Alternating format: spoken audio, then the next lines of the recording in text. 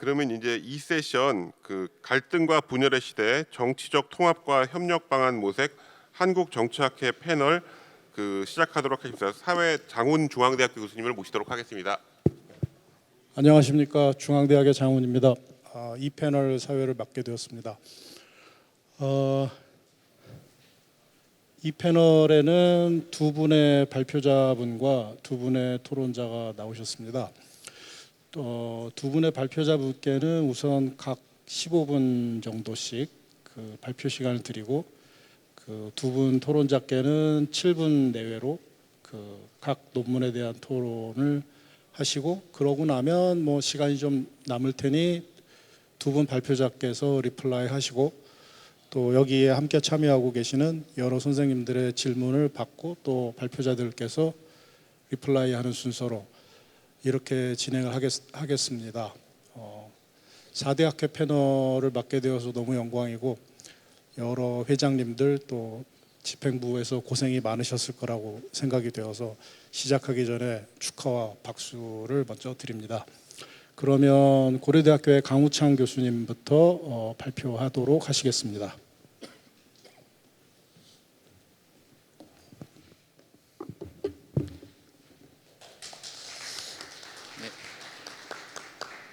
네, 안녕하세요. 이번 5대 학회 공동학술대회에서 정치적 양극화와 선거제도 개혁이라는 주제로 발표를 하게 된 고려대학교 정치외교학과 강우창입니다. 이 정치적 양극화의 원인이 무엇인가라는 질문에 대해서는 사실 여러 가지 층위에서 접근을 할 수가 있을 것 같습니다. 그 중에서도 오늘은 이제 정치 선거 제도에 초점을 맞춰서 이 문제에 대해서 논의를 하려고 하고요. 제가 준비를 하다 보니까 제가 제출했던 슬라이드가 너무 어떻게 넘어가는 거지?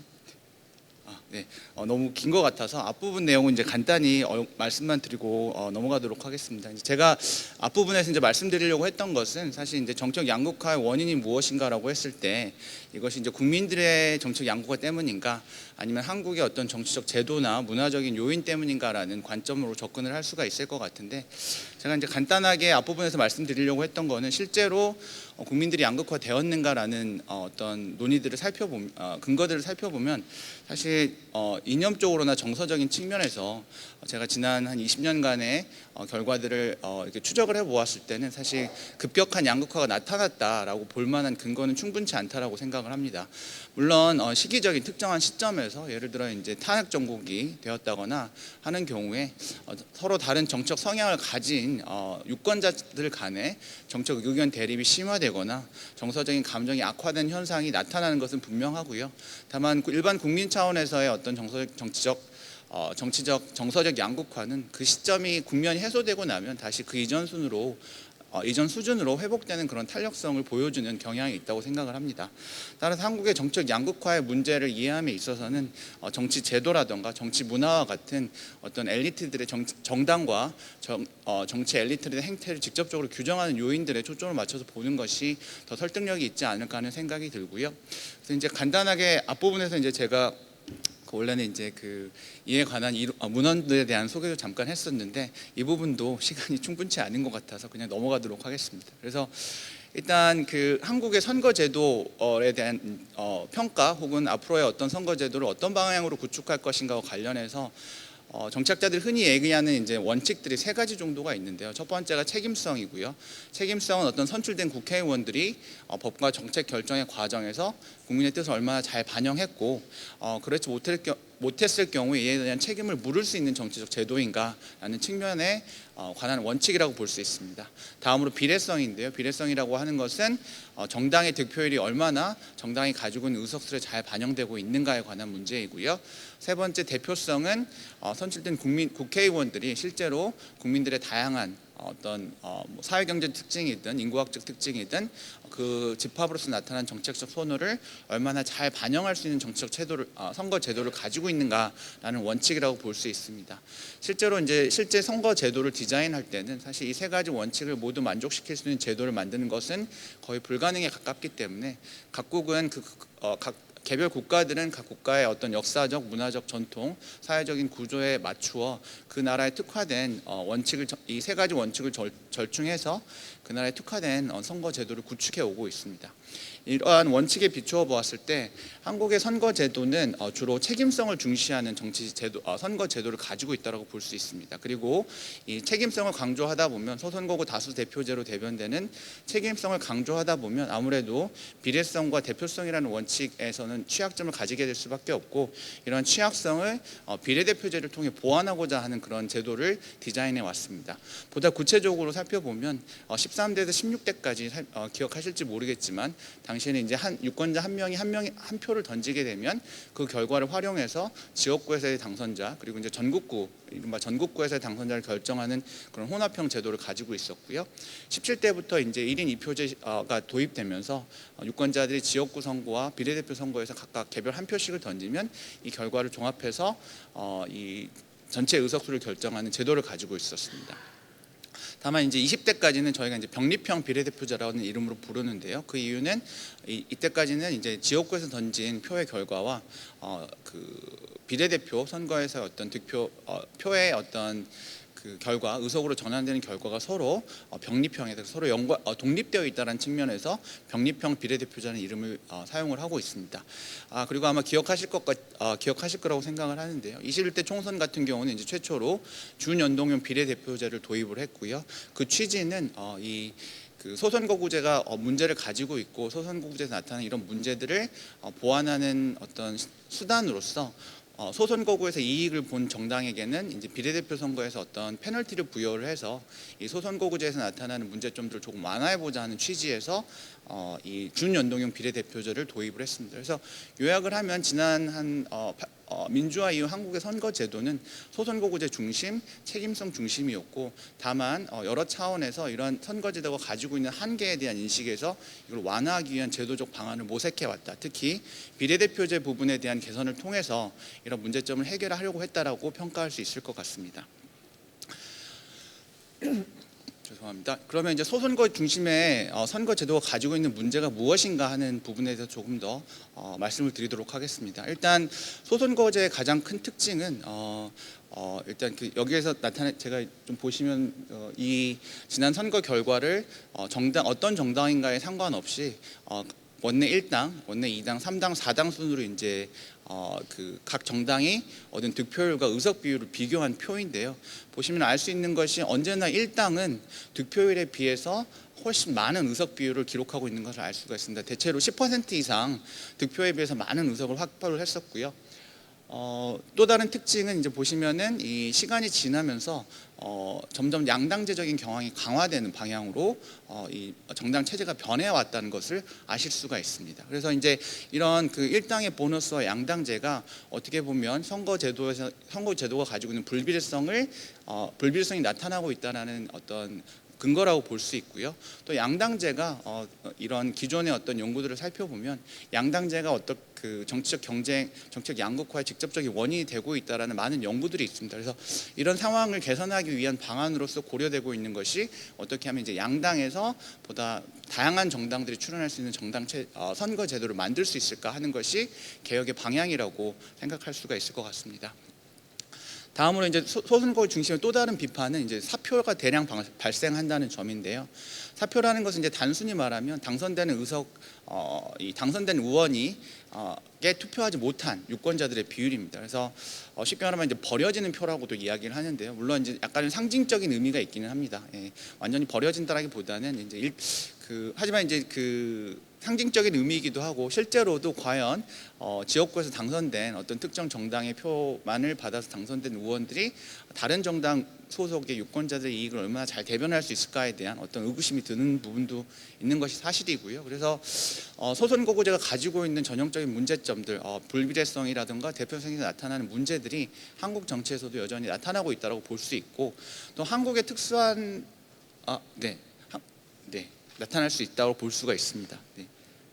예. 그래서 이제 21대 선거 같은 경우는 사실 이러한 문제가 보다 명확하게 나타났던 선거인데, 말씀드렸듯이 어떤 불비례성을 극복하기 위한 수단으로서 준연동형 비례대표제를 도입을 했지만, 실제로는 이러한 결과가 오히려 강화되는, 예를 들어서 더불어민주당 같은 경우는 지역구에서 163석을 얻는 압도적인 승리를 거뒀는데, 반면에 미래통합당은 84석밖에 얻지 못했죠. 근데 실제로 득표율을 놓고 보면 더불어민주당이 약 50% 정도, 미래통합당이 한 41% 정도이기 때문에 득표율로 놓고 보면 거의 한 8% 정도의 차이밖에 나지 않습니다. 그럼에도 불구하고 이렇게 지역구 의석 결과의 배분이 왜곡되어 나타났다는 것이 문제다라는 어떤 어떤 공감되는 형성되어 있는 것 같습니다. 다만 이제 준연동형 비례대표제를 계속 진행하는 것이 과연 이런 문제를 해소할 수 있을 것인가? 현실적으로 이제 위성정당의 문제를 해결할 수 없고, 사실 이제 보다 근본적으로는 현재 비례대표의 수가 너무 적기 때문에 사실 어떤 방식으로 비례대표제를 보완한다고 해도 소선거구제에서 나타나는 문제를 극복할 수는 없는, 해소하는 데는 한계가 있는 것이 사실입니다. 이제 그 밖에 소선거구제가 한국적인 맥락에서 가지고 있는 문제점으로는 이제 지역주의 구도가 지속된다는 문제가 있고요. 또 다른 것은 이제 인구 대표성에 대한 강조 때문에 이제 지역에서 초거대 선거구가 등장한다는 문제가 있는데, 이 부분에 대해서는 다음에 조금 더 말씀드리도록 하겠습니다. 그래서 이러한 현재 이런 선거제도에 관한 문제점에 대한 인식에서 현재 이제 정개특위를 중심으로 선거제도를 어떻게 개편할 것인가 하는 안들이 나오고 있습니다. 이 지금까지 논의되고 있는 이 3개 안이 있는데요. 첫 번째 안은 도농복합형 중대선거구제와 권역별 병립형 비례대표제를 도입하는 것, 두 번째 개방명부식 대선거구제와 전국 병립형 비례대표제를 도입하는 것, 세 번째 소선거구제 준연동형 비례대표제를, 그러니까 현행 제도와 가장 유사한데요, 유지하되 다만 이제 권역별 비례대표제를 도입하는 이런 세 가지 방안들이 제시가 되고 있습니다. 이 세 가지 방안들의 공통점으로는 여전히 다수제적 선발 방식, 즉 소선거구제 위주의 이제 다수제적 선발 방식과 비례대표제는 어떤 혼합형을 유지한다는 기본 골격을 가지고 있고요. 애초에는 이제 300석에서 350석으로 증가하는 방안을 제시했다가 여론의 역풍을 받은 후에 이제 300석으로 고정하는 방안으로 바뀌고 있습니다. 다만 현재 안에서 그렇다면 이제 지역구와 비례의 비율을 어떻게 할 것인가에 대해서는 명확하게 밝히지 않고 있고요. 이러한 이제 지금 논의되고 있는 안 중에 이제 두 가지 중대선거구제와 대선거구제 안이 제안되고 있는데, 그 맥락으로는 사실 이제 그 선거제도의 소선거구제의 문제점과 관련해서 책임성은 유리하지만 이제 대표성과 비례성이 취약하다는 말씀을 드렸는데, 아무래도 이제 비례대표만으로 이 문제를 해결하는 데 한계가 있다 보니까 이러한 선거구의 크기를 늘림으로써 이 문제를 해결해 보고자 하는 어떤 의도가 반영된 결과라고 볼 수 있습니다.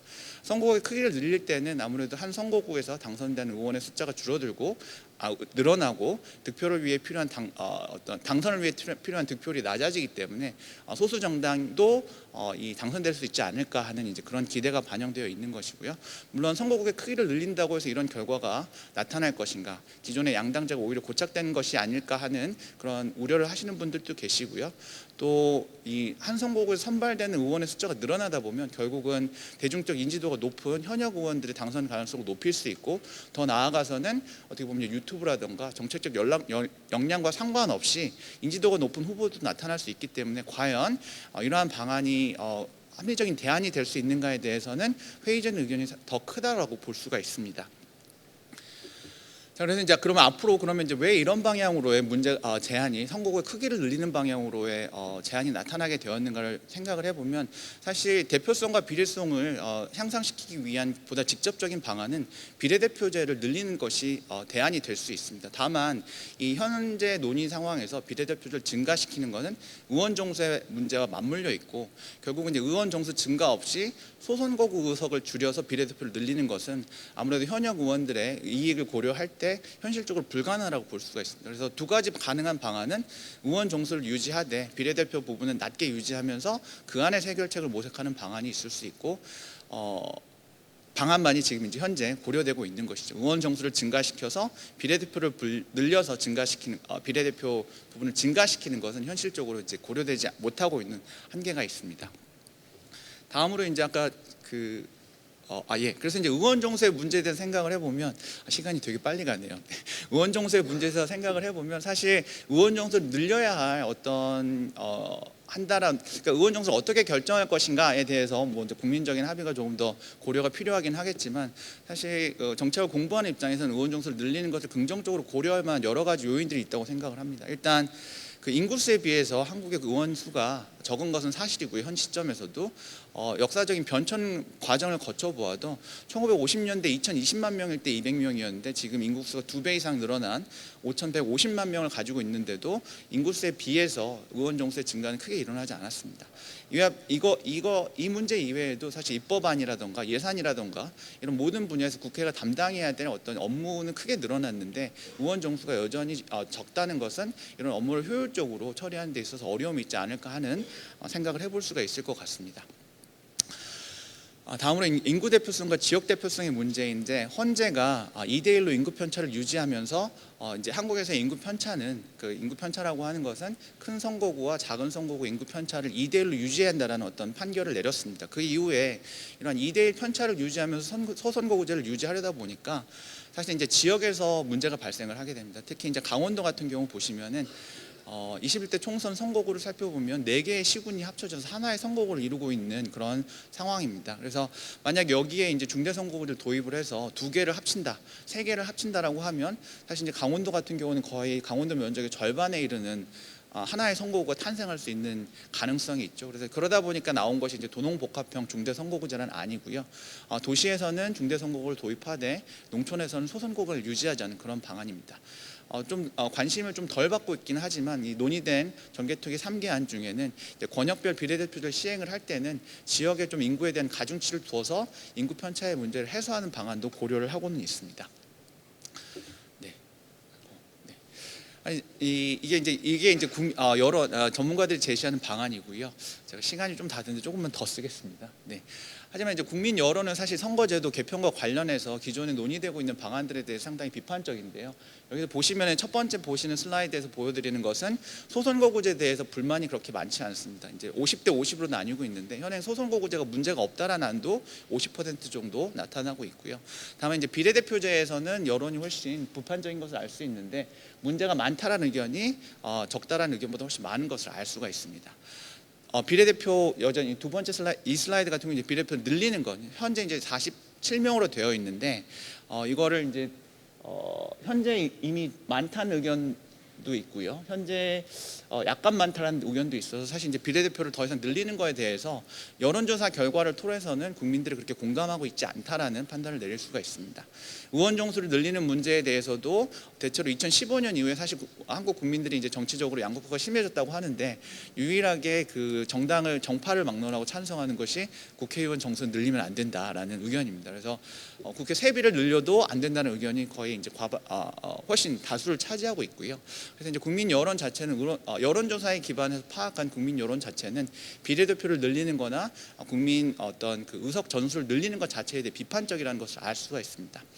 여기에 이제 저희가 어제 그 5월 6일부터 5월 13일까지 소개시켜드리고 싶은 것이 이제 공론조사라는 것을 실시를 했습니다. 이제 공론조사는 여론조사와 좀 차이가 있는 것이 여론조사는 사실 전화를 받고 컨택이 되면 바로 응답을 하는 것이거든요. 그래서 선거제도에 대한 어떤 기본적인 이해도가 높지 않은 상황에서 이 선거제도와 같은 복잡한 문제에 대한 답을 한다라고 했을 때 과연 이 여론조사 결과를 얼마나 그 신빙성이라기보다는 얼마나 이제 그 숙고에 따른 결과라고 볼 수 있을 것인가에 대한 의문이 제기가 될 수 있고 있는 부분이 있습니다. 그래서 이제 저희가 최근에 이제 했던 것이 이 공론조사라는 것은 결국 이제 단순히 바로 그 선거제도에 관한 의견을 묻는 것이 아니라 수기의 과정, 전문가들이 선거제도에 관한 어떤 지식과 어떤 이제 문제점들에 대해서 이제 설명을 하고 참가자들끼리 이제 어떤 수기의 과정을 거친 이후에 그 이후에도 이제 의견이 어떻게 형성되는가, 전과 후를 비교함으로써 이 수기의 과정이 어떤 선거제도에 관한 여론을 어떻게 변화시켰는가를 보는 그런 그 활동이었습니다. 그래서 실제로 저희가 이제 지난 2주간에 걸쳐서 제가 그 팀에서 같이 활동을 했는데 전문가로서 이제 수기 과정은 아니고요, 전문가 과정에 참여를 했는데 그래서 이제 결과를 보시면 상당히 의미 있는 변화들이 나타났다고 생각을 합니다. 일단 선거제도 바꾸는 거에 대해서는 이 수기 이후에 공론화 이후에 오히려 이제 증가한 것을 알 수가 있고요. 그다음에 지역구 선거 크기와 관련해서는 이제 처음 선거 전에는 소선거구제와 중대선거구제가 43%, 42% 정도 비슷하게 나타나 있었는데 수기를 거친 이후에 이제 소선거구제를 오히려 옹호하는 입장이 증가한 것으로 나타났습니다. 그리고 중대선거는 미묘한 차이지만 약간 2% 감소했고 그래서 이제 선거구의 크기를 늘려서 현재 문제를 해결하고자 하는 방안에 대해서는 오히려 그 공론화 결과로서는 지지가 감소한 것을 알 수가 있었고요. 비례대표 선출 방식과 관련해서 아까 권역별 비례대표제에 대해서 잠깐 언급을 드렸는데 이제 이 권역별 비례대표제에 대해서도 일반 국민들 같은 경우 쓰기 이후에 오히려 권역별 하는 것보다 그냥 전국 단위 비례대표제 현행을 유지한다는 의견이 오히려 증가한 것으로 나타났습니다. 그다음에 지역구 의원과 비례대표 의원의 구성이 사실 제가 보기에는 가장 뭐랄까 큰 드라마틱한 변화가 나타났던 부분이었는데요. 말씀드렸듯이 일반 여론조사에서 상당히 한국 국민들이 비례대표에 대해 비판적인 입장을 취하고 있는 것을 알 수가 있습니다. 하지만 이제 이 수기 이후에는 비례대표를 더 늘려야 한다는 의견이 이제 70% 이전 결과에 비해서 43% 증가한 결과를 가져왔었고요. 오히려 이제 지역구를 더 늘려야 한다라는 입장은 36%로 감소했습니다. 그래서 소선거구제를 유지를 하되 지역구의 숫자는 지금보다 줄이고 비례대표는 오히려 늘려야 하는 방향으로 변화가 나타나는 것이 좋다라는 의견이 나타난 것으로 알 수가 있습니다. 그리고 이제 국회의원 숫자와 관련해서도 사실 이제 여전히 그 더 줄여야 한다는 의견이 37% 가장 많은 응답자가 선택을 했는데 사실 제가 그동안 이제 지역구 국회의원 숫자와 관련해서 여러 경로를 통해서 일반 시민들과 얘기를 해보면 되게 비판적입니다. 국회의원 활동 세비를 축내는 어떤 식물국회 뭐 이런 그 담론이 워낙 강하게 자리 잡고 있어서 상당히 그 우려했던 부분이 있었는데 이번 공론화 이후에 이제 나타났던 그 변화 중에 하나가 이제 더 줄여야 한다는 의견이 65%에서 37%로 28% 감소했다라는 것이 저의 입장에서는 상당히 고무적인 결과였던 것 같습니다. 네, 그래서 사실 이제 제가 지금까지 정치적 양극화의 문제를 선거제도의 관점에서 말씀을 드렸는데요. 사실 정치적 양극화의 원인은 다차원적이고 이 권력 구조가 오히려 더 중요하다. 혹은 이제 정당 개혁이 더 시급한 문제라고 말씀하시는 분들도 있고 또 어느 정도 설득력이 있는 주장이라고 생각을 합니다. 어떻게 보면 선거제도 개편은 가장 그 영향력이 작을 수 있는 부분이기도 하고요.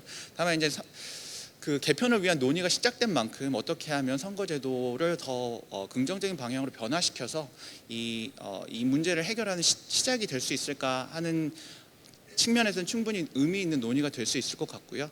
또 그동안 선거제도 개편이 국회의원들에게만 맡겨져 왔는데 사실 국회의원들의 입장에서 당장 의원 정수를 늘리는 부분에 있어서 소선거구를 못 줄이는 것도 결국 이제 국회의원들이 그 문제를 담당하고 있기 때문입니다. 물론 이게 법으로 결정해야 되는 문제이기 때문에 이 문제를 극복하기는 어렵겠지만 앞으로 국민들뿐만 아니라 여기 전문가분들께서도 이 선거제도와 관련한 보다 깊은 관심을 가져주시는 것이 필요하지 않을까 하는 생각입니다. 이상 마치겠습니다. 감사합니다.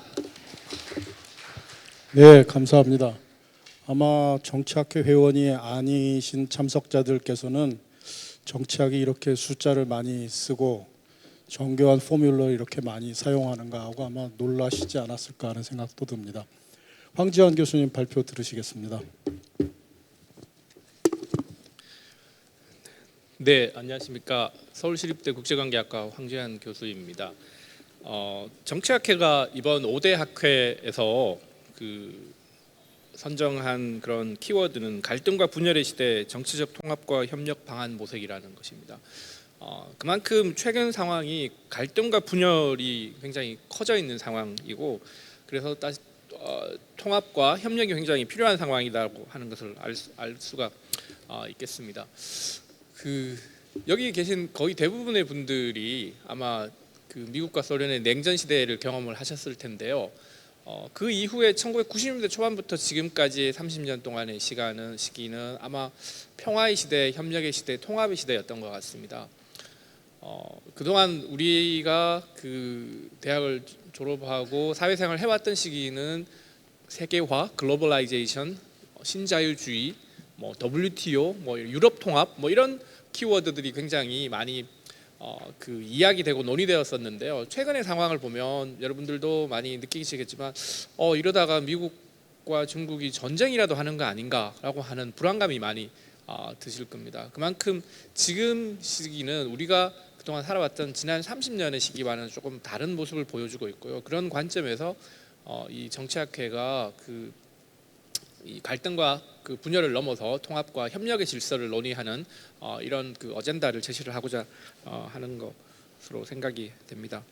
그래서 그 제가 오늘 그 선정을 한 주제는 미국과 중국의 충돌 그리고 그 가능성 그리고 협력의 어떤 필요성 이런 것들을 통해서 주로 말씀을 드리려고 합니다. 여러분들 기억하시겠지만 작년 8월에 그 낸시 펠로시 당시 미국 하원 의장이 그 대만을 방문을 했었죠.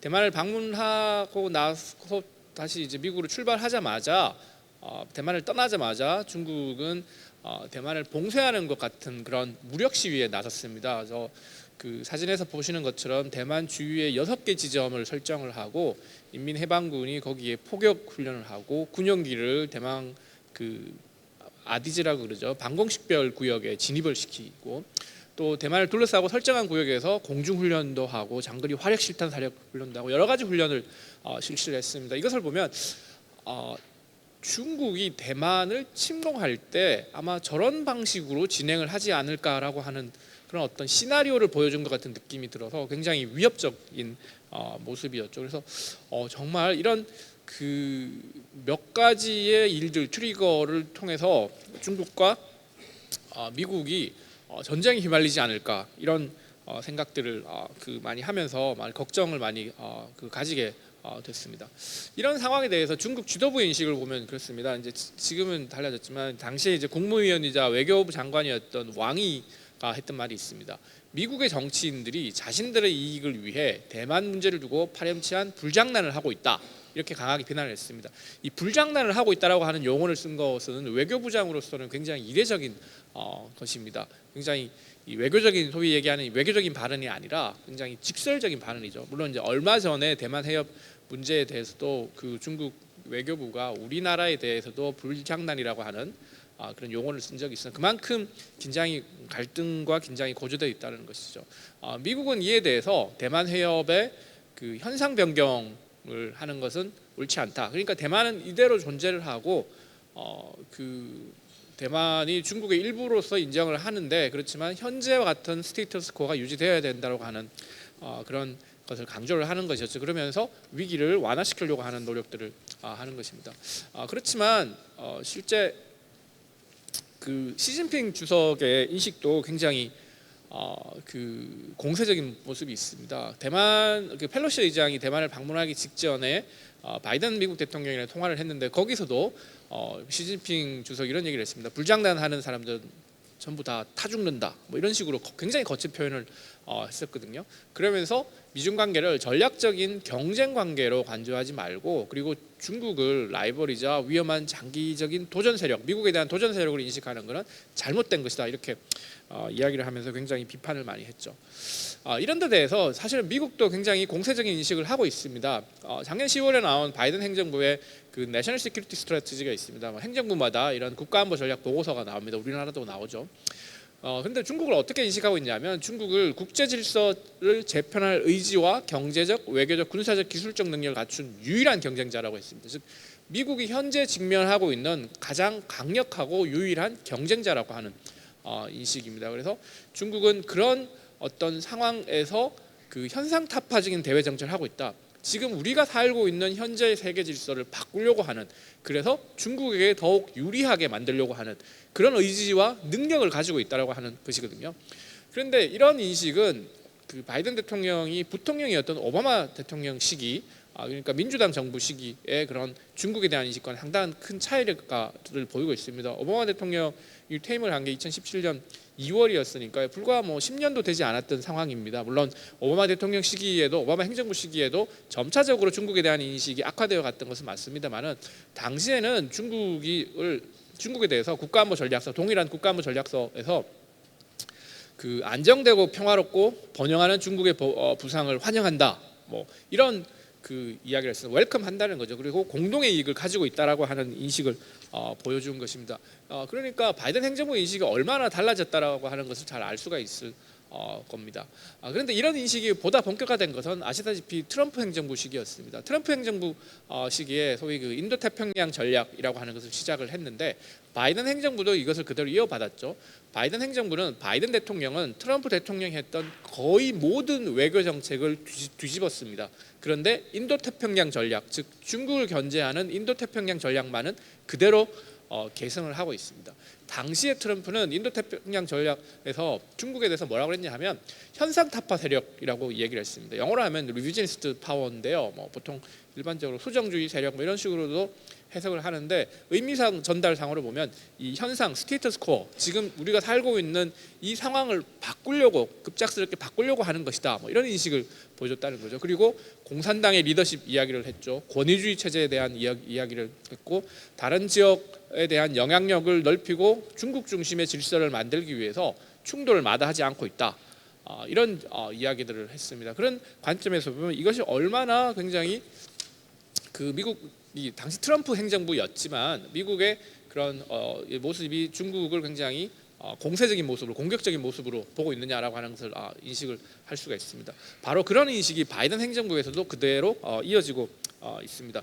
바이든 행정부의 인도 태평양 전략에서도 중국의 도전이라고 하는 것을 굉장히 많이 강조를 하고 있고요. 특히 강압과 침략 중국이 코어션과 어그레션을 통해서 세계 질서를 변화시키고 있고 특히 인도 태평양 지역에서 그 미국을 몰아내고 중국이 이런 그 위험한 행동을 하고 있다. 뭐 이런 정책을 많이 했습니다.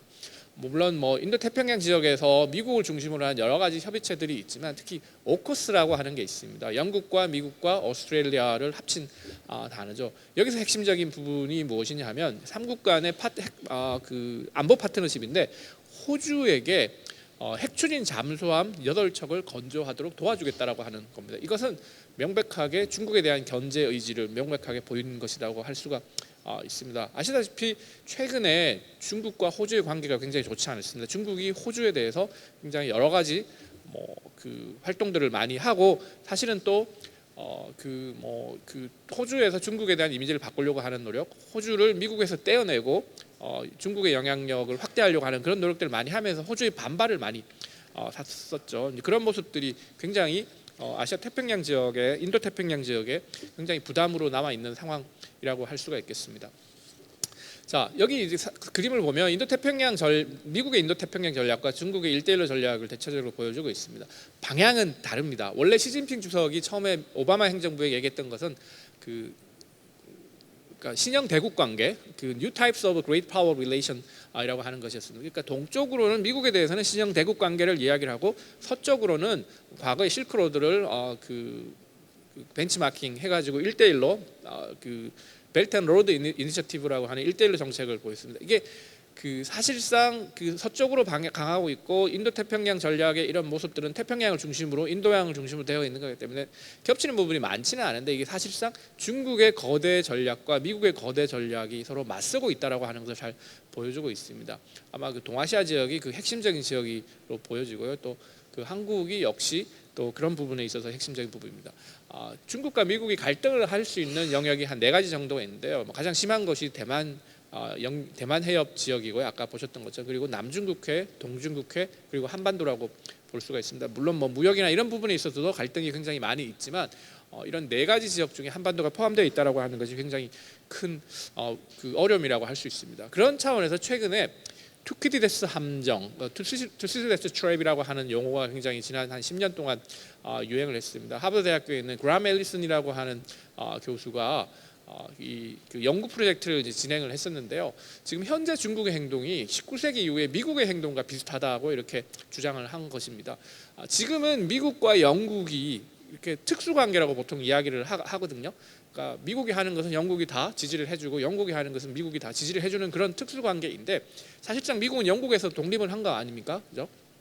그리고 또 19세기 말까지 미국과 영국의 사이가 그렇게 좋지는 않았습니다. 그리고 19세기는 아시다시피 영국의 시대였었죠. 해가 지지 않는 나라라고 했던 그런 대영 제국 영국의 시대였는데 그런 영국이 20세기 들어서면서 미국에게 그런 자리를 물려주는 것이었죠. 1차 대전의 상황, 2차 대전의 상황 속에서도 미국의 도움이 없었으면 영국이 독일과의 전쟁에서 승리를 하기가 굉장히 어려웠을 것이라고 하는 것이 일반적인 평가입니다. 그런데 과연 그럼 현재 상황에서 과거처럼 과거 영국이 미국의 부상을 수용했던 것처럼 미국이 중국의 부상을 수용할 것인가, 수용하지 않을 것인가? 아마 여러분들은 당연히 하지 말아야지 뭐 이렇게 생각을 하시겠지만 이제 과거와 비교를 하면 그런 모습이라는 거죠. 이런 상황에서 어떤 문제가 발생하느냐? 전쟁이 발생할 가능성이 많다라고 하는 것입니다. 기존의 패권국이 있고 도전하는 부상하는 세력이 있으면 이 사이에서 굉장히 갈등이 벌어질 수 있고 거의 75% 정도의 확률로서 전쟁이 발발하더라 뭐 그런 이야기들을 했습니다. 그게 이제 과거에 고대 그리스의 펠로폰네소스 전쟁 시대에 스파르타가 아테네의 부상을 걱정하면서 일종의 그런 갈등과 충돌이 발생했던 전쟁이 발생했던 그런 시기를 이야기를 하고 있으면서 그게 그런 이제 펠로폰네소스 전쟁사를 저술한 것이 투키디데스였는데 그런 투키디데스 함정이라고 하는 것을 통해서 이 기존 강대국과 부상하는 국가들의 관계에 대한 논의들을 하고 있습니다. 이것이 바로 대만 해협을 둘러싸고 미국과 중국이 벌이는 게임의 어떤 실체이고 그런 굉장히 큰 위협이 향후에 위기가 될 수 있다라고 하는 것입니다. 실제 시진핑 주석이 미국을 방문했을 때 투키디데스 함정에 대해서 언급을 한 적이 있습니다. 물론 뭐 그런 것은 없다. 뭐 중국의 위협이라는 그런 것도 없고 미국 중국이 잘해서 협력해서 평화를 가져와야 된다 이런 인식을 얘기를 했던 것입니다. 근데 최근에 논의가 상당히 조금 급작스럽게 급박하게 진행되고 있습니다. 마이클 미니현이라고 하는 미국 공군의 항공기동 사령관이 실제 2025년에 대만 해협을 두고 대만 문제를 두고 미국과 중국이 군사적 충돌을 할 수 있으니까 대비를 해야 된다 이런 메모를 작성해가지고 부하들에게 돌려줬다는 거죠. 그리고 미국 중앙정보부 국장인 윌리엄 번즈 국장이 언급하기를 시진핑 주석이 2027년도에 중국이 대만을 공격하도록 준비해라 이런 지시를 내렸다라고 하는 것을 언급을 한 적이 있습니다. 물론 이제 뭐 이런 논의도 있고 약간은 이런 위기를 좀 완화시키는 그런 논의들도 분명히 있습니다만은 여전히 우려하듯이 미국과 중국이 과거의 미국과 소련처럼 신냉전 시대에 가고 있는 것이 아닌가라고 하는 인식이 많이 확산되고 있는 것이 사실입니다. 2차 대전 끝나고 난 이후에 미국과 소련이 거의 40-50년 동안 냉전의 시기를 거쳐왔는데 1990년 이후 우리가 그동안 살아왔던 30년간의 기간은 이제 냉전이 끝나고 자유주의와 민주주의 시장경제의 승리, the end of history 뭐 이런 식의 논의가 있었는데 이제 다시 새로운 갈등, 미중 간의 갈등들이 신냉전을 가져오는 것이 아닌가. 그리고 이런 현재의 중국은 과거의 소련보다 더욱더 강력한 경쟁자이기 때문에 미국으로서는 굉장히 다루기 어려울 것이다. 뭐 이런 논의들이 굉장히 현 상황을 불안하게 만들고 있는 것이 사실입니다. 근데 여기서 우리가 이제 한번 의문을 던져볼 필요가 있을 것 같습니다. 미중 간의 투키디데스 함정이라고 하는 것이 굉장히 이렇게 불가피한 것인가라고 하는 것인데 저희가 공부하고 있는 국제정치학의 관점에서 보면 굉장히 다양한 해석들이 있습니다. 물론 현실적으로 지금 미국과 중국의 갈등이 심화되고 있는 모습이 있기 때문에 이 투키디데스 함정이라고 하는 것이 불가피하다. 미국과 중국이 전쟁 가능성이 많다. 소위 국제정치학의 현실주의 이론에서 이야기하는 것과 같은 그런 논의들이 분명히 있는 것이 사실입니다. 중국이 부상하고 미국이 그것을 견제하면서 국제질서의 변화를 가져오고 이것이 갈등할 수 있는 라고 인식을 많이 하는데 사실 모든 해석이 동일하지 않습니다. 아마 여기 오신 5대 학회 다른 분야 학문 분야에서도 아마 다양한 해석들이 존재할 수 있는 것처럼 이 국제정치학에서도 그런 부분들이 다양하게 존재할 수 있다고 볼 수가 있을 것 같습니다. 대체로 이제 소위 공격적 현실주의라고 하는 존 미어샤이머 시카고대 교수가 있는데 한국에도 여러 번 오고 그랬습니다. 이제 그분이 주장하시는 내용들이 사실은 주류의 어떤 언급인 것처럼 이렇게 되어 있는데요. 사실 과거에 2500년 전에 펠로폰네소스 전쟁에서 스파르타와 아테네의 관계를 현재 2500년 이후의 미국과 중국의 관계에 그대로 적용을 할 수 있을 것인가? 적용을 한다고 해도 그런 방식으로 진행이 될 수 있을 것인가라고 하는 고민을 좀 해볼 필요가 있을 것 같습니다. 왜냐하면 그 기존에 그 우리가 많이 논의를 하는 국제 정치학의 현실주의 논의, 미중 간의 갈등의 불가피성을 논의를 하더라도 굉장히 다양한 방식들이 있거든요. 특히 중국의 국가 성향에 대한 인식이 굉장히 중요한데, 중국의 국가 성향이 최근에는 굉장히 공세적이고 그 팽창주의적인 것은 분명히 맞습니다만은, 그런 중국의 모습들이 미국과 중국의 전쟁을 불가피하게 만들 정도의 그런 것인가? 이런 부분에 대해서 굉장히 다양한 의견들이 있습니다. 실제로 미국 내에서도 그런 의견들이 있고요. 특히 그 사진에서 보시는 것처럼 워싱턴 포스트에서도 미국의 미중 관계를 전공하는 많은 학자와 정책 분석가들이 China is not an enemy라고 하는 관점에서 너무 중국 위협론과 미중 갈등을 부추기서는 안 된다라고 하는 인식을 보여준 적이 있습니다. 그것을 통해서 이 중국의 국가 성향이 현상 타파적인지 아니면 현상 유지적인지, 중국과 미국 간에 상당한 그 조율을 할 수 있을 것인지, 통합과 협력을 할 수 있을 것인지라고 하는 것을 고민해 볼 필요가 있는데, 특히 그런 관점에서 안보 딜레마가 중국과 미국 사이에서 심화될 가능성을 우려를 해야 된다는 걸, 그걸 제지를 해야 된다고 합니다. 안보 딜레마라고 하는 것은 내가 방어적인 의도에서 했던 행동들이라도 상대방에게는 공격적인 행동으로 보일 수 있다라고 하는 것이거든요. 이런 것을 통해서 보면 지금 현재 미국과 중국이 서로 갈등하고 공세적인 모습을 보이고 있지만, 미국의 행동이 중국의 의심을 많이 살 수 있고, 중국의 행동이 의도하지 않은 행동이 미국의 의심을 살 수 있는데, 그런 비셔스 사이클, 이런 것들이 발생하지 않도록 해야 되는 모습들이 필요하고, 그런 관점에서 미국과 중국 간의 이런 위기 고조를 조금 막고 그랜드 바겐을 할 수 있는 부분들, 대만 해협, 남중국해, 동중국해, 한반도, 그리고 무역 문제까지도 합의점을 찾을 수 있는 노력들을 하는 것이 필요하지, 오히려 점점 더 이 갈등이 고조되도록 하는 것으로 나아가는 것은 이제 적절치 않다라고 하는 그런 말씀을 드릴 수가 있겠습니다. 네, 감사합니다. 네, 두 분 발표를 다 들으셨습니다. 그러면 지정 토론자의 토론을 들으시겠습니다. 먼저 서현진 교수님부터 시작하시겠습니다. 네, 안녕하세요. 저 성신여대 서현진입니다. 반갑습니다. 네, 오늘 스승의 날이어가지고 사실 교수들은 조금 에너지를 받는 날인데요. 월요일 오전부터 국내외 쪽으로 너무 어려운 얘기들을 많이 듣고 났더니 약간 불안합니다. 국내 상황도 좋지 않은데 또 이제 황지안 교수님 발표하신 거 들었더니 왜 한국은 저런 위치에 이렇게 핫한 곳에 자리를 잡아가지고 예나 지금이나 힘들까 이런 생각을 했는데, 네, 그런 불안한 마음들을 이제 저뿐만이 아니라 여러 국민들도 갖고 계실 거란 생각을 합니다. 하지만 이 작은 나라가 그래도 여태까지 잘 버텨왔고, 제가 수업 시간에 항상 아이들한테 하는 얘기인데, 저는 후진국의 아이였는데 너희는 이제 선진국의 아이들이다, 이런 얘기를 하거든요. 21세기가 되면서 한국은 굉장히 선진국 대열에 저는 들어섰다고 생각합니다. 그래서 이렇게까지 잘 발달해왔다, 많은 우여곡절이 있었지만 그런 면에서 본다면 또 오늘 어려운 이런 문제들을 우리가 직면하고 있지만 또 좋은 해답을 찾을 거라고 생각을 합니다. 네, 그래서 그런 조금 긍정적인 마음을 가지고 강우찬 교수님이 발표하신 선거제도 개혁에 대해서 제 의견을 말씀드리겠습니다. 저는 강우찬 교수님 발표하신 내용에 대해서 전반적으로 공감하고요. 한국 사회 갈등, 이제 국내적인 갈등이 없는 사회는 사실 아무것도 없죠. 네, 인간이 사는 세상에서 갈등은 너무 필연적이고 자연스러운 현상이니까 그 갈등 자체를 너무 끔찍하다 이렇게 받아들이는 건 좋지 않은 것 같습니다. 다만 심각한 갈등을 우리가 마주했을 때 어떻게 해결할까? 그 탈출구, 돌파구를 찾아내는 게 그 사회가 망가지지 않고 좋은 방향으로 계속 지속하면서 발전할 수 있는 길이라고 생각을 합니다.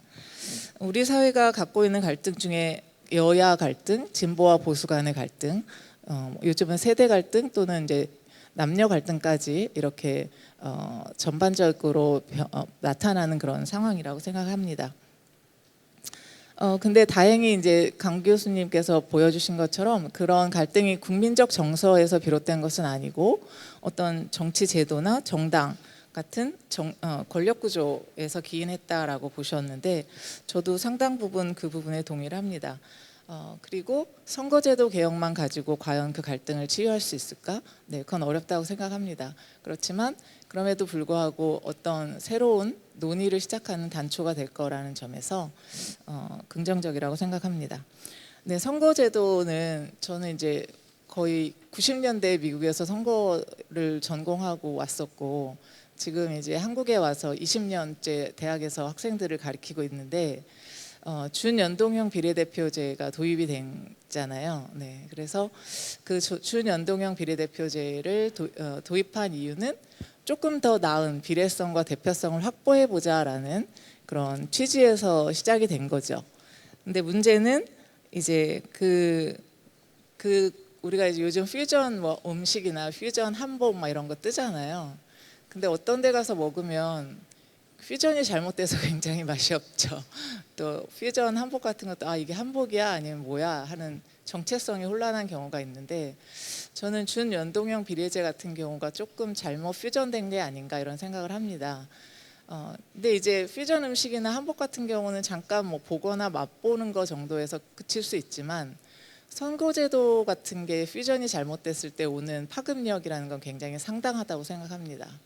뭐 예를 들면 수술해야 되는 환자가 있는데 그 수술 부위를 완전히 도려내지 않고 찔끔찔끔 계속 수술을 한다고 생각했을 때 결국은 반복된 수술을 통해서 환자가 죽을 수도 있죠. 네, 그래서 그 정도로 선거제도 개혁이라는 것은 우리 사회에 치명적인 어떤 영향을 미칠 수 있는 중요한 개혁이라고 생각을 합니다. 근데 이제 이 준연동형 비례제가 시도는 좋았지만 아까 발표하신 것 잘 들으셨듯이 잘 안 됐죠. 긍정적인 효과는 거의 없었고 위성정당이라든지 소수정당의 난리, 그다음에 정의당이나 이런 소수정당의 의석은 오히려 축소되는 그런 효과를 가져왔기 때문에 저는 이것에 대한 이번 선거제도에서는 반드시 이게 개혁이 될 거다라는 생각을 했었고 학생들한테도 이 제도가 너무 어려워서 정치학자인 저도 발표하려고 공부해서 알았지 일반인들이 이거 계산해내기도 어렵다. 어떻게 의석이 배분되는지 그렇게 얘기를 했는데 아마도 정치권에서는 자기들 이권 때문에 계속 이걸 유지하려는 그런 좀 움직임이 있는 것 같아요. 그러다 보니까 아까 말씀드린 것처럼 큰 수술은 못하고 뭐 중대 선거구를 한다든지 뭐 비례대표 의원 정수를 어떻게 한다든지 이런 것들이 이제 계속 문제가 되고 있는 것 같습니다. 그래서 저는 이제 강 교수님께서 어떤 방향으로 선거제도 개혁을 할지에 대한 논의는 말씀 안 하셨는데 저는 개인적으로 이걸 개혁을 하려면 정말 독일식 100% 완전한 연동형 비례대표제를 하던가 아니면 우리가 해왔던 병립형에서 비례대표를 더 늘리던가 하는 쪽으로 큰 수술이 좀 필요하다고 봅니다. 여기 지금 시간이 1분밖에 안 남아서 제가 지금 압박을 받고 있는데 네. 그런데 이제 그래서 중요한 것은 급하게 정치권에서만 이 논의를 할 수 있도록 기대서는 안 된다는 거고요. 시민사회의 합의가 어느 때보다 필요하죠. 근데 여론조사 결과 보여주셨듯이 국민들은 이제 잘 몰라요 선거제도에 대해서. 그러다 보니까 그 지금 현재 여론이 이제 잘 합의가 안 돼 있는 상태고, 그래서 학계나 시민사회의 역할이 저는 굉장히 크다고 생각하고요. 그래서 이 선거 아까 말씀드린 것처럼 선거제도가 어떤 제도로 마무리되느냐에 따라서 우리 사회가 계속 선진국으로 남아 있을 것인지 아닌지에 좀 중요한 영향을 미친다라는 생각을 합니다. 그래서 지속적인 정치 교육, 또 의식 개혁, 또 공론장 조사에서 보았듯이 수의, 국민들 간의 수의 이런 것들이 좀 선행된 후에 심도 있는 수술이 필요하지 않을까 이렇게 생각합니다. 네, 감사합니다.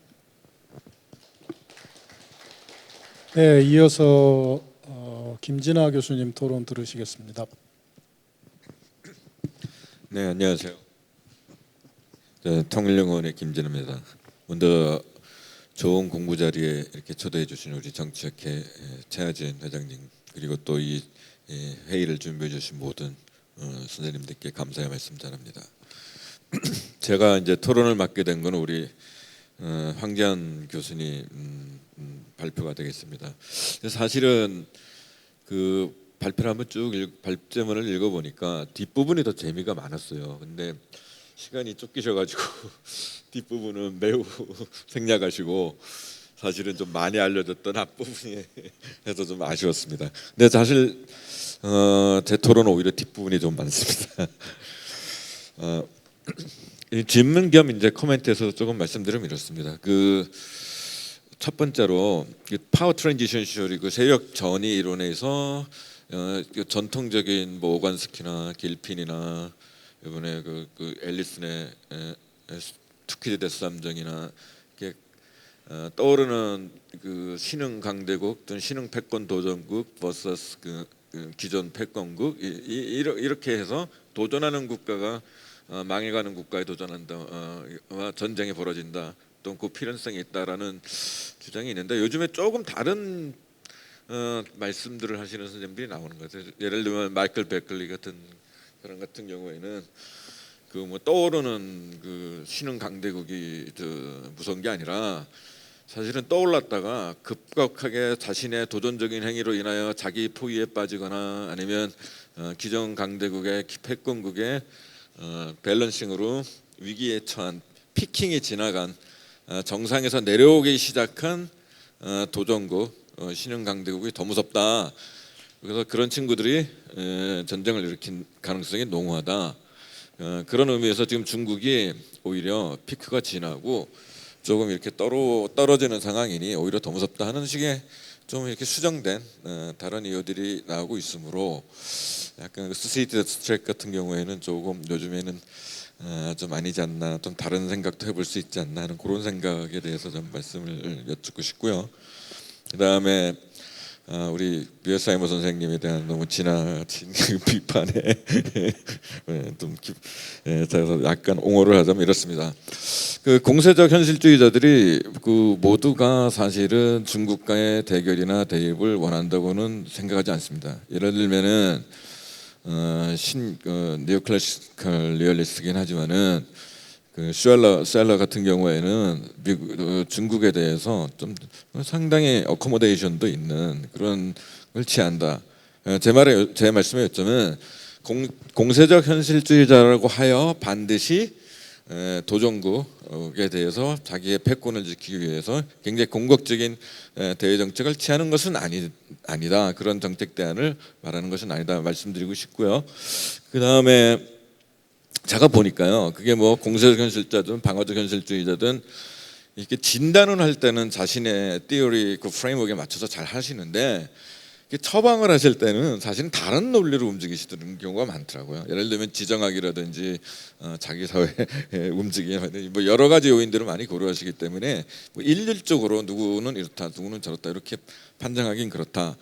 그다음에 더더욱이 그 미어사이머 교수님 같은 경우에도 그를 뭐 전쟁의 불가피성을 주장하신 적은 별로 없는 것 같고요. 사실은 공세적 현실주의자 대부분이 밸런싱, 균형 잡기, 균제적 균형을 좀 선호하는 그런 편이긴 하지만은 미어사이머 선생님 같은 경우에는 사실은 봉쇄에 더 가깝지 않나. 사실은 봉쇄는 사실은 전쟁을 막기 위한 방식일 수 있기 때문에 오히려 봉쇄에 중점을 둔 말씀을 많이 하셨다. 따라서 뭐 지나치게 호전적인 어떤 처방들을 내리신 건 아니다는 의미에서 약간 방어를 좀 펴보고요. 그 다음에 그 안보 딜레마 상황에 대한 또 방어적 현실주의 어떤 기본적인 아주 어떤 그 이론적인 토대가 되는 안보 딜레마 상황에 대한 황재한 교수님의 지적은 너무나 맞고요. 근데 다만 이제 안보 딜레마 상황에 대한 어떤 그 하나의 약점이라 그러면은 우리 황재한 교수님께서도 충분히 지적을 하셨지만 사실은 그 현상 변경 또는 현상 타파 세력인 같은 경우에는 이 친구들이 그 양의 탈을 쓴 늑대이기 때문에 이런 친구들한테 그 안보 딜레마를 좀 이렇게 완화시키기 위한 방책을 쓰는 것은 오히려 화를 불러온다. 전쟁이나 오히려 갈등, 자신의 욕구를 오히려 더 요구하는 그런 상황을 불러올 수 있으므로 이 부분에 대해서는 중국의 어떤 국가적인 성향에 대한 좀 더 면밀한, 뭐 황재한 교수님도 충분히 지적을 하셨지만 이런 평가가 필요하다 말씀드리겠습니다. 그것과 연관되는 이제 또 하나의 의견이, 사실은 이걸 제가 제일 재밌게 봤는데 그 우리 황 교수님께서 그 대태압, 그랜드 바게닝이나 아니면은 어코모데이션에 대해서 많은 말씀을 하셔서 이건 굉장히 중요하다. 우리가 맨날 겁을 내고 있는데 뭐 이런 식으로 갈 수도 있겠다. 근데 아까 그 안보 딜레마 사항에 대한 어떤 진단 또는 해법에 대해서도 힌트, 그 암시를 드렸지만은 사실 대태압 정책, 수역 정책 참 좋긴 한데 약간은 좀 조심할 필요는 있겠다.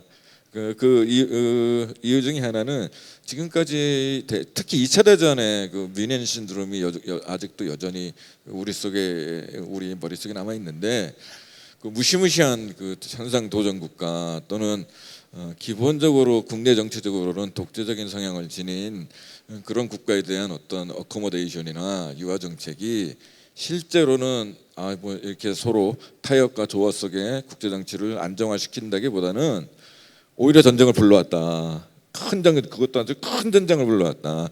호미로 막을 걸 나중에는 뭐 가래다 사료다 별걸 다 동원해도 안 되는 상황이 왔겠으므로 이 부분에 대해서는 좀 더 우리 모두의 객관적인 어떤 진단이나 확실한 데이터 수집 그리고 기존의 행태들에 대한 엄밀한 분석 이런 것들이 상당히 필요하겠다 이렇게 생각합니다. 네, 감사합니다.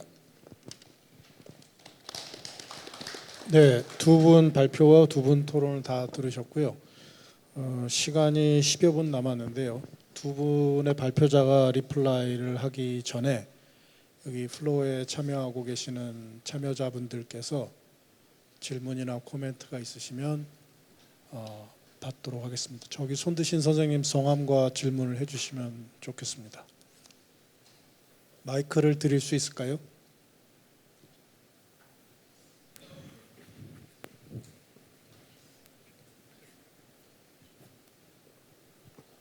네, 고맙습니다. 강원대학교 김경덕입니다. 우리 황교안 선생님께서 그 미주lun과 간의 갈등에 대해서 상당히 잘 설명해 주셨고 현상을 잘 들었습니다. 제가 이제 의문이 하나 있습니다. 그럼 우리의 대응 전략은 뭔가? 미중 간의 갈등이 있는데 그걸 잘 파악을 했는데 그럼 대한민국의 대응 전략은 무엇인가? 여기에 대해서 질문이 남는 거죠.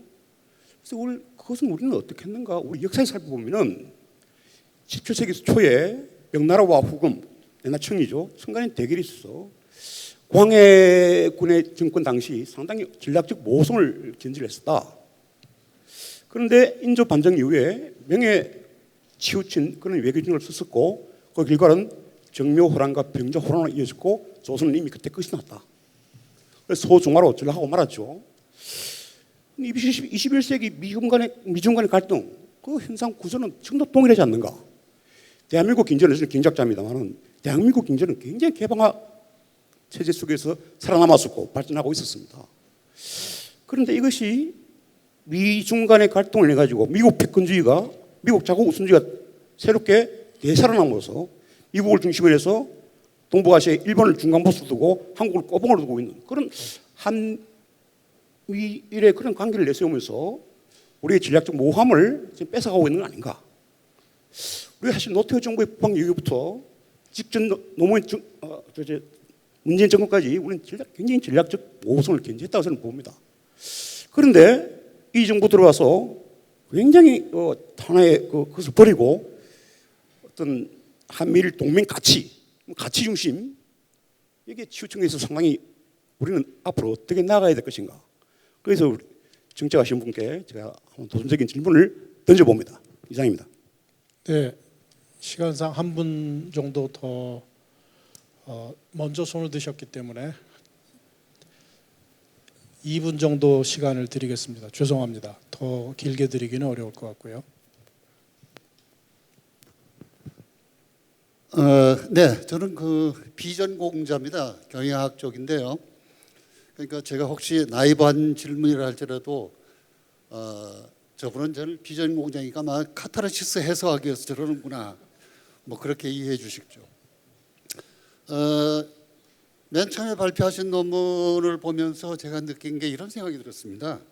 요새 SNS에 돌아다니는 글 중에 재미있는 글이 하나 있죠. 많이 보셨을 텐데 어느 초등학교 선생님이 그 학생이 하도 말썽을 부르니까 그 어머니를 이제 부르죠 학교로. 그래서 그러니까 어머니가 무조건 가서 90도 절을 하면서 죄송합니다. 얘를 어떻게 하죠? 야, 앞으로 이거 사회에 나오면 쓸 데가 없는데 이거 어떻게 했으면 좋겠습니까? 그 담임 선생이 이렇게 답변했죠. 딱 한 군데 있습니다. 예, 그게 뭡니까? 여의도 국회의원을 하십시오. 그거 시키십시오. 그 뭐 여러분 잘 아시겠죠? 비하하는 그 질문이고, 저는 그거를 보면서 좀 이해를 좀 했습니다. 근데 우리 경영학 쪽에서 보면은 이제 고객지향적 소비자주의 뭐 이런 게 있거든요. 근데 결국 그 기업의 여러 가지 의사결정에 영향을 주는 건 이제 고객이거든요. 근데 정치 쪽에는 그런 게 없을까? 뭐 유권자주의라든지 뭐 그런 게 없는지 난 굉장히 궁금해요. 요새 정치 돌아가는 거 보면은 저렇게 해도 정치를 하는구나 하는 그런 생각이 들고요. 두 번째는 그 나중에 아마 그 대외 문제 발표하신 미중 간의 이런 문제인데, 요새 이제 신냉전이라 그러잖아요. 제가 알기로는 이제 2027년도가 아마 대만 이렇게 독립이라 그러나요? 분리된 지가 아마 100년이 되는 해라고 그러더라고요. 그래서 이제 시진핑이 그때까지는 무슨 일이 있어도 통일을 한다, 통합을 한다. 그러려면 2026년까지 결국은 미국도 양보할 수가 없잖아요. 그럼 전쟁이 일어나지 않겠느냐. 그래서 엊그제 한 20여 명 모이는 자리에 갔더니 몇 분이 그런 얘기를 해요. 그래서 자기네들은 제주도 서귀포 쪽에다가 아파트를 장만하려고 그런다. 도망가려고 그런다는 얘기죠. 근데 그냥 웃어 지내면 좋은데, 저는 이 심리학 쪽이 굉장히 중요하다고 해서 그쪽에 지향된 전공을 하고 있는데, 시진핑이라는 사람의 그 퍼스널리티를 볼 때 저는 능히 가능하지 않을까 하는 생각이 듭니다. 그래서 이 두 문제에 대해서 처음에 발표하시면 좀 답변 좀 해주시고, 두 번째도 정말 이게 2026년까지 전쟁이 시간상 날 죄송합니다. 건가, 말씀 이 중에 문제를 좀 한번 언급해 주시기 바랍니다. 네, 거의 동시에 손을 드셔서 짧게 질문해 주시면 감사하겠습니다. 마지막 플로어 질문으로 받겠습니다. 질문을 안 하려겠는데 죄송합니다. 제 전공입니다.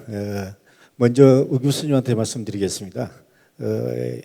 양극화 하면은 보통 이념적인 양극화, 그 다음에 확대된 게 바로 정치적 양극화, 경제적 양극화, 사회 문화적 양극화로 확대됐습니다. 근데 가장 쉽게 미국 같은 경우는 정치 양극화가 굉장히 심하다고 얘기를 들었습니다.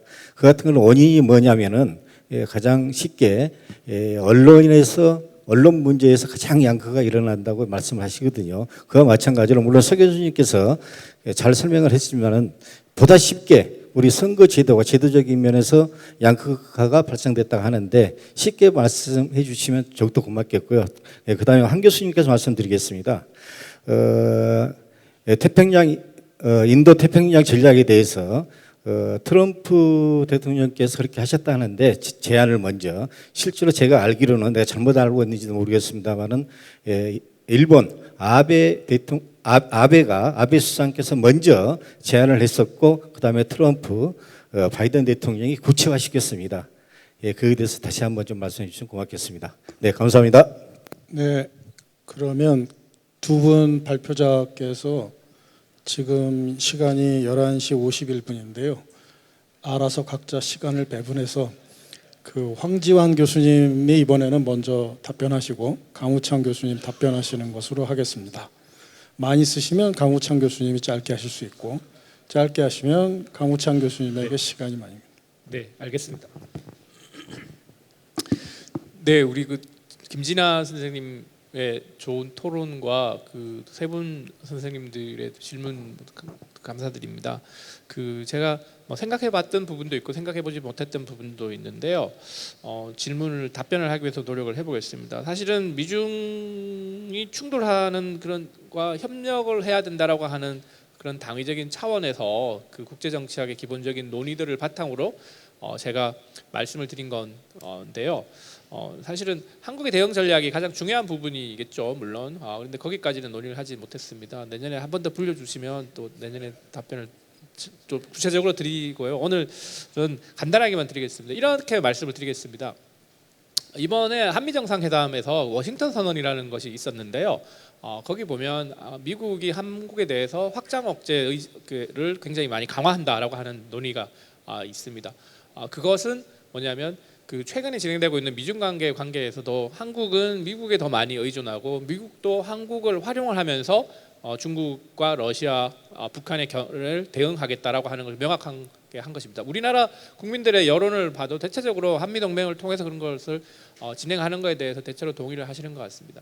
근데 문제는 뭐냐면 그런 어떤 억지력을 북한에 대한 억지력, 중국에 대한 억지력, 견제 이런 것들을 강화하는 것도 굉장히 중요한 부분입니다만은 사실은 그 이면에 있는 다른 것들도 좀 고민을 해야 될 필요가 있을 것 같습니다. 왜냐하면 아까 2차 대전 전에 뮌헨 협상 얘기를 했지만 전쟁은 히틀러가 일으킨 2차 대전과 같은 것만 있는 것이 아니라 1차 대전과 같은 것도 있거든요. 1차 대전은 사실 황태자가 암살하면서 이게 에스컬레이션이 진행돼서 소위 아무도 의도하지 않은, 아무도 원하지 않았던 전쟁일 수 있었던 그런 상황입니다. 그래서 우리가 계획된 전쟁에 대해서는 억지력을 강화하는 부분들은 굉장히 많이 대응을 노력을 하고 있는데 그 이면에 있는 1차 대전과 같은 부분에 대해서는 노력을 하지 않고 있습니다. 아까 시진핑에 대한 질문을 주셨는데 비슷하게 말씀을 드릴 수 있을 것 같습니다. 시진핑을 어떻게 인식하느냐가 굉장히 중요합니다. 가령 시진핑이 굉장히 공세적이고 그 팽창주의적인 그런, 만약 극단적으로 히틀러와 같은 사람이라면 그에 맞게 대응을 해야 될 부분이 있습니다. 그렇지만 시진핑이 그렇지 않는 사람이라면 안보 딜레마의 가능성이 굉장히 많은 거죠. 1차 대전 상황인데 2차 대전처럼 이해를 하는 것도 문제이고 2차 대전 상황인데 1차 대전처럼 이해를 하는 것도 문제가 될 것 같습니다. 그런 관점에서 우리가 인식을 해야 될 필요가 있는 것 같고요. 그 인도태평양 전략에 대해서는 일본에서 먼저 제안을 한 것은 맞고요. 그렇지만 일본이 하는 거랑 미국이 하는 거랑 엄청나게 큰 차이가 있기 때문에, 그리고 미국이 그런 필요성을 느꼈기 때문에 이런 부분에 대한 모습들이 전 세계로 확산을 되고 있는 것 같습니다. 감사합니다. 네, 서현진 교수님 코멘트와 또 다른 그 플로우에서 나온 질문들에 대해서 간단히 말씀을 드리도록 하겠습니다. 일단 뭐 고객 만족도에 대한 말씀을 하셨는데요. 사실 이 고객 만족도의 관점에서 보았을 때 국회에 대한 불만은 결국은 이제 국회가 대표성이 낮다라는 말로 바꿔 설명할 수 있을 것 같습니다. 대표성이 낮다라는 것은 국회에 대한 어떤 특정 정책들에 대한 어떤 것들이 반영되는 정책들을 잘 만들어주길 기대하는데 뭔가의 이유로 이제 그런 것들이 잘 이루어지지 않고 있다. 국민들이 원하는 방향으로의 정책을 만들어내지 못하고 있다라는 걸로 바꿔서 해석을 해볼 수가 있을 것 같습니다. 이제 저희가 이제 선거제도를 이야기하는 것은 이제 그런 차원에서 어떻게 하면 정책 위주의 선거 경쟁이 일어날 수 있게 만들 것인가, 선거제도를 바꾸면 그런 것이 가능할 수 있다라는 말씀을 이제 첫 번째 차원이고요. 두 번째는 이제 시장에서의 거래와 정치 거래를 비교하는, 사실 이제 저희 쪽에서도 많은 그 비유적으로 분석들을 활용을 하는데, 사실 시장에서의 거래와 비교해 보았을 때 정치 거래의 차이점은, 시장에서는 각자가 마음에 들지 않는 상품이 있으면 안 사면 그만이잖아요. 근데 이제 정치 경쟁 같은 경우는 마음에 안 들어도 결국 선거 결과에 의해서 강제로 그 상품을 소비해야 되는 그런 상황이 되는 겁니다. 그래서 이제 그러면 이제 그 상황에서 그 문제를 어떻게 극복할 것이냐. 지금 이제 안 샀는데도, 내가 안 샀는데 그 결과를 결국은 소비를 해야 되는 게 문제니까요. 안 산 사람의 의견들도 반영될 수 있는 체제를 만들면 현재 불만 수준이 좀 낮아지지 않을까. 그게 이제 비례성을 높이는 정치 개혁, 선거제도 개혁 방안이라고 말을 할 수가 있습니다. 그래서 그런 것들이 이제 그 여러분들이 가지고 계신 불만이 근본적으로 저희가 생각하기에는 소선거구제 한계라고 생각을 하기 때문에, 비례성과 대표성을 높일 수 있는 방향으로의 어떤 제도 개혁이 나타나면 이런 불만들도 좀 줄어들 수 있지 않을까 하는 생각을 하고 있고요. 제가 언론 두 번째 그 질문에 대한 내용은 정확하게 이해는 잘 못했는데, 아마 이제 방금 전 말씀드렸던 것처럼 이 현행 선거 제도가 승자 독식, 내가 원하지 않는 그러니까 내가 지지한 후보가 졌을 때도 결국은 그 상품을 소비할 수 밖에 없는 구조라는 데서 정치적 양극화의 문제가 발생하고 있다는 차원으로 이 문제를 이해하면 어떨까, 이렇게 간단히 답변 드리겠습니다. 네, 감사합니다. 네, 두 번째 패널 마치도록 하겠습니다. 감사합니다.